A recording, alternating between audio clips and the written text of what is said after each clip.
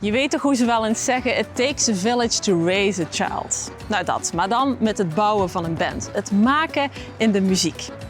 Vandaag gaan we kennis maken met de hele backstage support batterij van Maxime X Glynn voor het Regio Songfestival.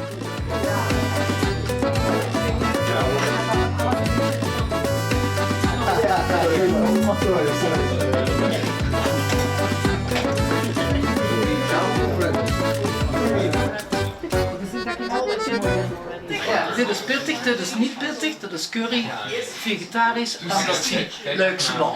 Zo, oma legt even uit wat is op een doodgewone doordeweekse dag in Huizen Catalina in Gronsveld. Stop. De families van Maxime en Glynn doen bijna alles samen. Dit is Ziggy, het broertje van Maxime. Samen met Jeannot, de tweelingbroer van Glynn, you wouldn't say. Ja. Dit is Caroline, mama van Glynn. En hier op de bank zitten de ouders van Maxime, Ruby en Danielle. En in oma's stoel hier zie je oma Liesbeth met hondje Charlie. En de aanloop naar het Regio Songfestival beleven ze allemaal samen. Kind van ons. Ja. Ja, het is... Het is wel echt wat je noemt dedicated. Ik begreep dat alle muziek bij jullie thuis afgemixt wordt. Ja, dat klopt.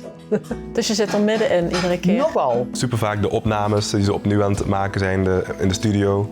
En ik word soms een beetje gek van de muziek, maar... Ja, je kan het helemaal dromen. Ik kan het helemaal dromen, ik kan het helemaal nazingen.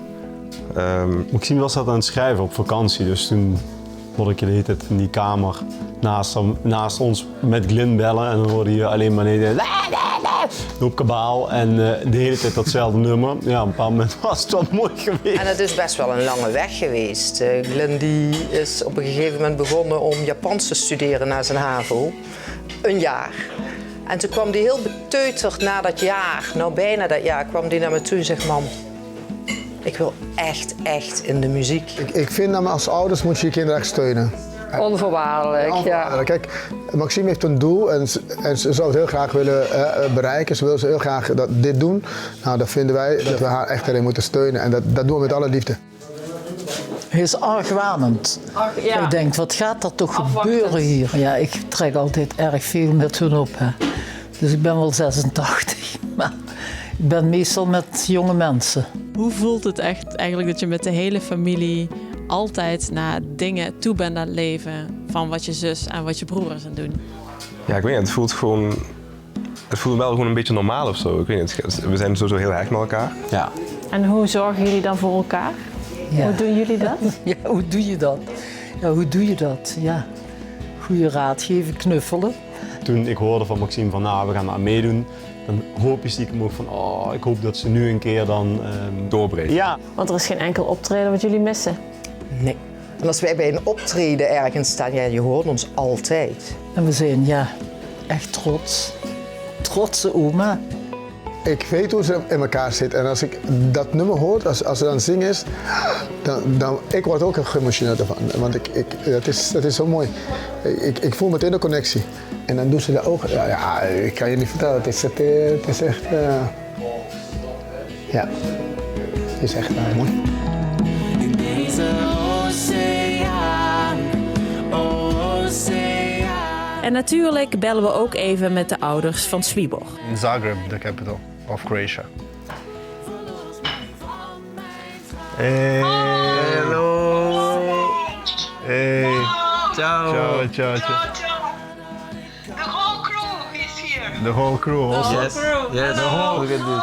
You know, even from the early childhood, all of their time, all of their emotions, all of their patience only in one goal, to become the best possible musicians. Bye. Ciao.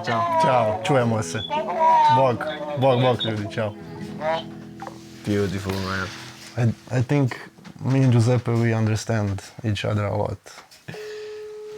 En met de moeder van Giuseppe in Italië wordt ook even gebeld. Ma, what did we eat? We ate, Ok, riso con il pollo, un pochino piccante, poi delle specie di polpette che vengono da Liège.